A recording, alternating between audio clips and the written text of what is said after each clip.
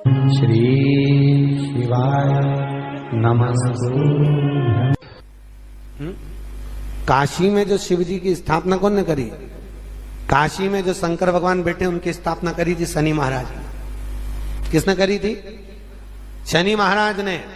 क्योंकि भगवान शनि महाराज को उनकी माता के द्वारा श्रापित हो गए और शनि महाराज कांपने लगे। शनि महाराज कांपते कांपते, मैं जाऊं तो जाऊं कहां, करूं तो करूं क्या? महाराज शनि महाराज दौड़े और दौड़कर भगवान भोलेनाथ के पास पहुंचे। हे शंकर, त्रिकालदर्शी, कैलाशी, अविनाशी, कृपा करिए बाबा भोलेनाथ, कृपा करो।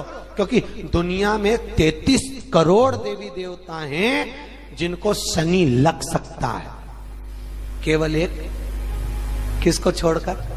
शिव को छोड़कर। राम जी को शनि लगा तो 14 वर्ष वनवास चले गए। कृष्ण को शनि लगा तो मथुरा छोड़कर द्वारका चले गए। शनि लगा। हनुमान जी को शनि लगा तो गुफा में बैठकर राम राम जपना पड़ा। शनि सबको लगता है, केवल शनि नहीं लगता तो एक मेरे महादेव को, मेरे भोले बाबा को नहीं लगता। शंकर के पास में शनि आ गए। शनि ने आकर कहा, भोलेनाथ कृपा करिए बाबा, मैं बड़ा कष्ट में हूं, मैं करूं क्या? बाबा भोलेनाथ ने कहा, जा गंगा जी के तट पर काशी में जाकर एक शिवलिंग की स्थापना कर, उसकी आराधना कर और तेरा शरीर ठीक हो जाएगा, कष्ट नहीं भोगेगा। शनि महाराज ने काशी में जाकर शिव जी की स्थापना करी। आज भी नियम है, जिसको शनि लग जाता है एक काजल की डिब्बी ले लो और काजल की डिब्बी को 21 बार उतार कर उसको एकांत में जाकर, जंगल आदि में एकांत में किसी पेड़ के नीचे इतना सा खड्डा खोद कर उसमें काजल की डिब्बी को डाल दो और मिट्टी से पूर दो, उस व्यक्ति का शनि समाप्त हो जाता है। काशी विश्वनाथ का नाम लेकर काजल की डिब्बी को 21 बार उतार कर अगर काशी विश्वनाथ का नाम लेकर शनि वाले व्यक्ति को अगर पेड़ के नीचे दबा दे, शनि समाप्त। शनि उसको परेशान नहीं कर सकता। काशी कितनी मूलता है, शिव साधारण नहीं है। भगवान शंकर के 19 अवतार में से एक अवतार दधीची ऋषि की धर्मपत्नी सुवाच के गर्भ से भगवान शंकर का जन्म हुआ था। नाम बताया था पीपल के पेड़ के नीचे जिस बच्चे का जन्म हुआ उसका नाम पिपलाद हुआ था। और शंकर का ही एक अवतार है पिपलाद, शिव का ही स्वरूप, क्योंकि शंकर की आराधना से, शिव की अर्चना से उत्पन्न हुआ था।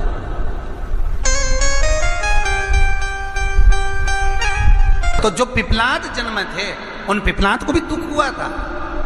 एक बार पिपलाद ने देवताओं से पूछा, ये बताओ कि मैंने कौन सा पाप करा था, ऐसा क्या कर दिया था मैंने कि मेरे जन्म से पहले मेरे पिता के प्राण छूट गए थे?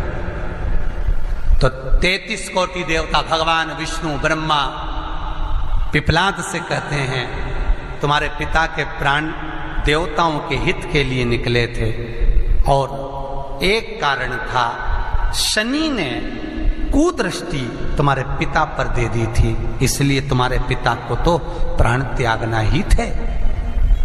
पिपलाद को क्रोध आ गया और पीपल के वृक्ष के नीचे खड़े होकर पिपलाद ने हाथ में जल लेकर शनि महाराज से कहा, रे शनि, मैं तुझे श्राप देता हूं कि तू तारामंडल में से, ग्रह मंडल में से नीचे गिर जा, जमीन पर जा। और शनि महाराज जमीन पर गिरने लगा। देवताओं ने आकर पिपलाद की स्तुति करी, क्योंकि शंकर का स्वरूप है पिपलाद।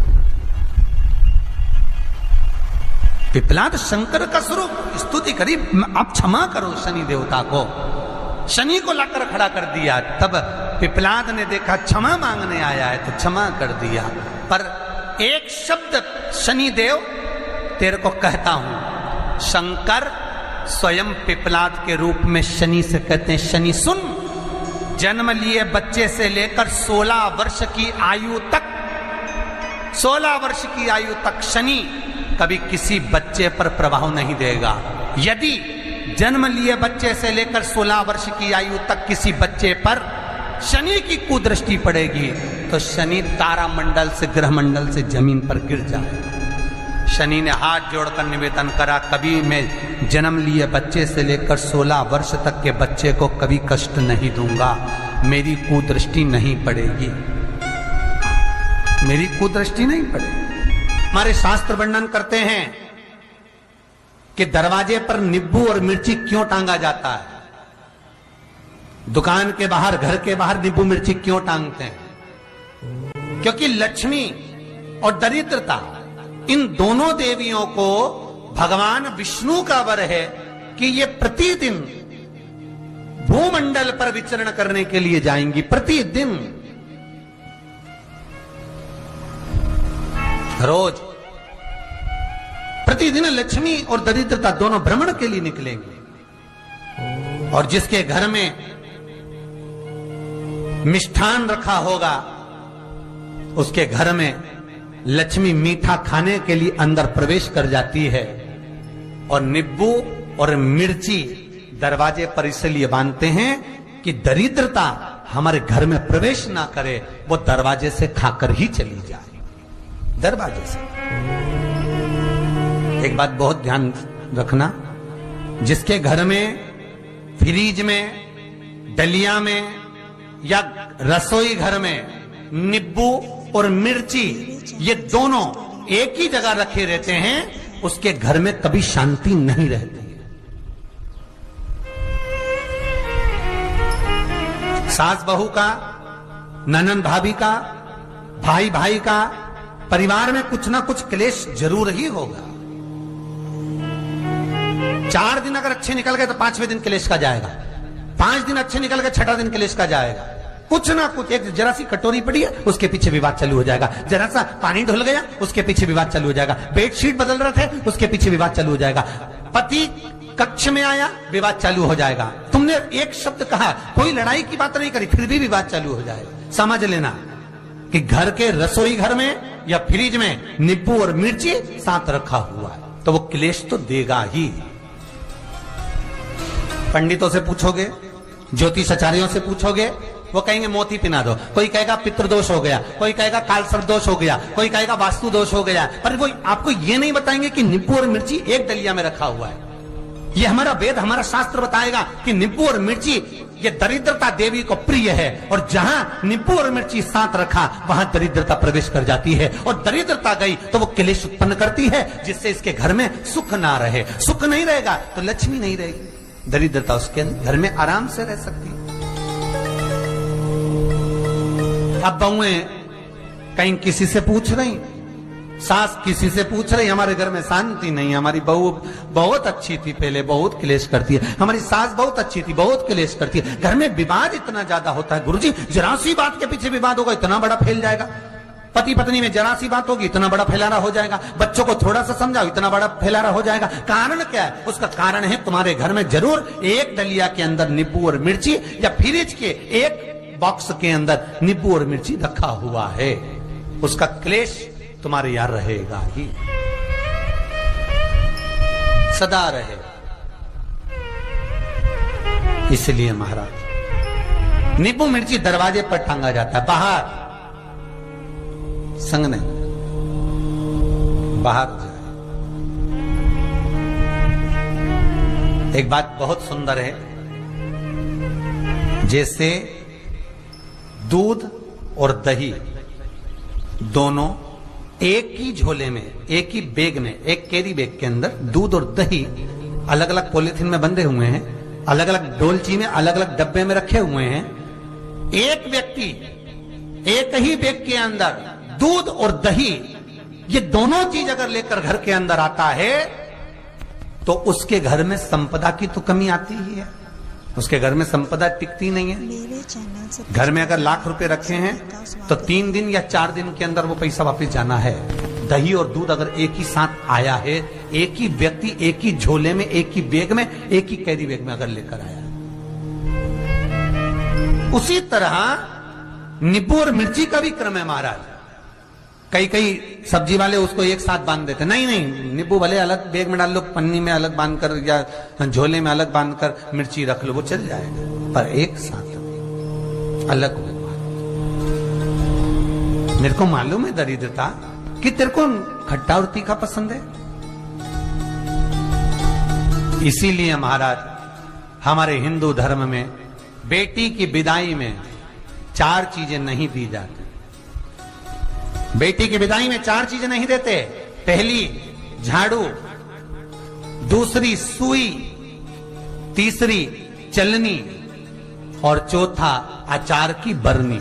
ये बेटी के कन्यादान में, बेटी की विदाई में नहीं देते। बड़ी दे दो, पापड़ दे दो, ये चल जाएगा, पर बेटी की विदाई में, बेटी के कन्यादान में ना तो झाड़ू जाएगी, ना सुई जाती है, ना चलनी जाती है, ना अचार की बरनी जाती है। और मेरा निवेदन है, अगर बेटी को तुम्हारे घर का, तुम्हारे हाथ का अचार कितना भी पसंद हो और बेटी के मम्मी बना के दे रहे, नहीं, मत देना, क्योंकि बेटी तन, मन और धन, ये 3 चीजों से दुखी रहेगी। अगर माँ ने अचार दे दिया तो बेटी के घर में या तो तन से दुखी रहेगी, या मन से दुखी रहेगी, या धन से दुखी रहेगी। बेटी को ये 3 दुख तो रहेंगे ही। कई लोग तो अपनी बहू से कहते हैं, बेटा तू मायके जा रही, तेरी मम्मी के हाथ का अचार अच्छा लगता है, लिया ना बांध के। अब उनको कौन समझाए? तुमने तो कह दिया बांध के लिया ना, पर उसको समझो तो सही, क्यों नहीं लाना है? नहीं। महाराज दरिद्रता देवी को क्रोध आ गया। लक्ष्मी जी के साथ नारायण जाने लगे तो लक्ष्मी जी बोली, रुको प्रभु, मेरी बहन पीपल के पेड़ के नीचे बैठी है, आप कृपा करो। भगवान विष्णु ने कहा, सुनो लक्ष्मी, लक्ष्मी और नारायण इस पीपल के वृक्ष के नीचे आकर दरिद्रता देवी से मिले हैं। 7 दिन तक, पूरे सप्ताह पीपल के वृक्ष के नीचे लक्ष्मी और नारायण का वासा होगा। जो पीपल के वृक्ष के नीचे आकर दीप जलाएगा, पूजन करेगा, पाठ करेगा, उसको संपदा की प्राप्ति होगी। इतने में दरिद्रता देवी खड़ी हो गई और दरिद्रता ने कहा, वाह नारायण वाह, मेरे चैनल से क्या बात है आपकी, पीपल के वृक्ष के नीचे तुम मिलने के लिए आए, मैं तो पहले से बैठी थी।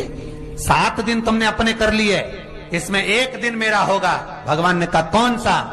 तब दरिद्रता देवी कहती है, रविवार का दिन पीपल के वृक्ष के नीचे ये दरिद्रता देवी विराजमान रहेगी। अगर रविवार के दिन कोई पीपल के वृक्ष के नीचे आएगा तो उसके साथ दरिद्रता देवी उसके घर में प्रवेश करेगी। इसलिए शास्त्र रीति में भगवान विष्णु ने उसी समय पलटवार करते हुए कह दिया, अरे ओ दरिद्रता सुन, पीपल के वृक्ष के नीचे अगर कोई रविवार को आया और कोई पूजन की सामग्री लेकर आया, हाथ में कुछ ना कुछ उसके हुआ, खाली हाथ आया, तो तू उसके घर में प्रवेश करेगी। और अगर भरा हुआ हाथ रहा तो तू उसके यहां प्रवेश नहीं कर सकती। ठीक है प्रभु, वचन दे दिया भगवान ने। इतने में दरिद्रता देवी भगवान विष्णु से बोली, प्रभु सारे देवताओं के पीछे अधर्म बैठा हुआ है,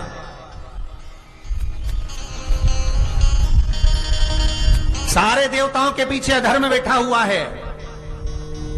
दुख और दरिद्रता कहां जाकर बैठे हैं, आप स्थान बता दीजिए। आपको अब भी कहा कथा में कि देवताओं के पीछे, देवियों के पीछे, पीठ के भाग में अधर्म का निवास है, आगे धर्म का निवास है। इसलिए मंदिर में अग्रण्य प्रणाम करना चाहिए, आगे क्यों, पीछे नहीं। दरिद्रता देवी कहती है, ये दरिद्रता और दुख कहां जाकर बैठेंगे, आप वर दीजिए। भगवान विष्णु ने कहा, ये भी तेरे लिए है, तू लक्ष्मी की बहन है, मांग ले, तुझे कहां बैठना है, कहां रहना है। दरिद्रता देवी कहती है, जिस घर में स्त्री दोपहर में सोती होगी उसके घर में दुख और दरिद्रता दोनों जाएंगे। जिनके घर में कांटेदार पेड़े लगे होंगे, पौधे लगे होंगे, उनके घर में दुख और दरिद्रता दोनों जाएंगे। जिनके घर में रात्रि में बासी बर्तन पड़े रहेंगे, उनके घर में दुख और दरिद्रता दोनों जाएंगे। भगवान विष्णु बोले, ठीक है। इतने में दरिद्रता देवी बोली, सारे देवताओं में प्रथम मान्य होने वाले श्री गणेश जी महाराज के पीठ के पीछे कोई नहीं बैठा, अधर्म नहीं बैठा, आप हमें वर दो कि दरिद्रता और दुख गणेश जी की पीठ के पीछे विराजमान होंगे। पृष्ठभाग में दरिद्रता और दुख दोनों रहेंगे। वर दो आप। शनिवार के दिन जो पीपल के वृक्ष में सरसों के तेल का दीप लगाता है, उसको शनि कभी परेशान नहीं करता। एक बात हमेशा ध्यान रखिएगा, मान लो अगर कोई भारी रोग ऐसा शनि महाराज के कारण हो गया हो, अच्छे काम करते करते उल्टे हो रहे हैं, होते हैं किसी किसी के साथ में, विपरीत परिस्थितियां आ जाती है, अच्छा करने जाओ बुरा हो जाता है, अच्छा कर्म करने जाओ बुरा हो जाता है। तो पीपल के वृक्ष की जो छाल होती है, छाल देखिए, पीपल के वृक्ष में जो छाल लगी होती है, उस छाल को घिसकर चंदन बनाकर भगवान शंकर का स्नान कराकर, अभिषेक कराकर, पूजन कराने के बाद में पिपलेश्वर महादेव का नाम लेकर, कौन से महादेव? पिपलेश्वर महादेव का नाम लेकर वो जो घिसी हुई छाल होती है, उस छाल का तिलक भगवान शंकर को लगा लो और उसी का थोड़ा सा भाग अपने कंठ पर, मस्तक पर लगाना प्रारंभ कर दो। धीरे धीरे जो विपरीत दशा है वो सुधरना प्रारंभ हो जाती है। पर नाम याद। श्री शिवाय नमस्तुभ्यम। हर हर महादेव। दर्शकों, मेरे चैनल सत्य स्टोरी में आपका बहुत बहुत स्वागत है। ऐसे ही उपायों के लिए और महाराज जी द्वारा बताई जानकारी के लिए मेरे चैनल को सब्सक्राइब और लाइक करें, ताकि मैं आपके लिए ऐसी ही ज्ञानवर्धक वीडियो लेकर आती रहूं। श्री शिवाय नमस्तुभ्यम। ओम नमः शिवाय। श्री शिवाय नमस्तुभ्यम। दोस्तों, स्वागत है आप सभी भक्तों का शिव की भक्ति में। तो हम बात करेंगे 18 जनवरी के उपाय के बारे में, जो कि गुरु जी ने बताया है। शनिवार के उपाय बहुत ही खास होने वाले हैं। पंडित प्रदीप मिश्रा द्वारा बताए गए महा उपाय आप अपने जीवन में करके अपना जीवन और अपने बच्चों का जीवन धन्य बना सकते हैं। इसके लिए आप सभी भक्तों को यह कथा बहुत ही ध्यान से सुननी है। आशा है आप सभी भक्त सुनकर फिर उपाय करेंगे। आप यकीन नहीं मानेंगे, आपका जीवन बदल जाएगा। अगर आप सभी भक्त चैनल पर पहली बार हों तो चैनल को आप सब्सक्राइब कर सकते हैं। लाइक, शेयर, कमेंट में हर हर महादेव, ओम नमः शिवाय, श्री शिवाय नमस्तुभ्यम लिख सकते हैं।